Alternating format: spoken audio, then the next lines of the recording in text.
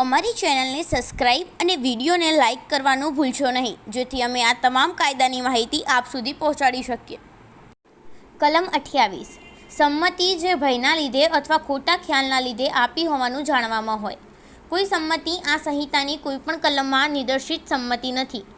એ જો હાનિ થવાના ભયને લીધે અથવા હકીકતના ખોટા ખ્યાલને લીધે કોઈ વ્યક્તિએ સંમતિ આપી હોય અને કૃત્ય કરનારી વ્યક્તિ જાણતી હોય અથવા તેને માનવાને કારણ હોય કે તે સંમતિ એવા ભય અથવા ખોટા ખ્યાલના પરિણામે આપવામાં આવી છે તો, અથવા બી જો મગજની અસ્થિરતાને કારણે અથવા નશાને કારણે પોતે જે કૃત્ય માટે સંમતિ આપે છે તે કેવા પ્રકારનું છે, તેનું કેવું પરિણામ આવશે તે સમજવાને અશક્તિમાન હોય તેવી વ્યક્તિએ સંમતિ આપી હોય તો, અથવા સી 12 વર્ષથી ઓછી વયની વ્યક્તિએ સંમતિ આપી હોય અને સંદર્ભથી વિરુદ્ધનું જણાતું ન હોય તો. કલમ 29. હાનિ થયા વિના પણ જે કૃત્યો ગુના બને છે તે કૃત્યો બાકાત રાખવા બાબત.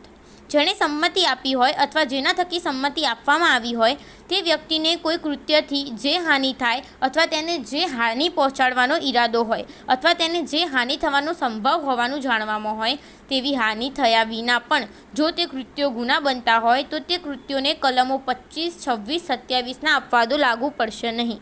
ઉદાહરણ: કોઈ સ્ત્રીને તેથી જે હાનિ થાય અથવા પહોંચાડવાનો ઈરાદો હોય તે હાનિ ન થાય તો પણ ગર્ભપાત કરાવો તે સ્ત્રીનો જાન બચાવવાના હેતુ માટે શુદ્ધ બુદ્ધિથી કર્યો ન હોય તો ગુનો છે.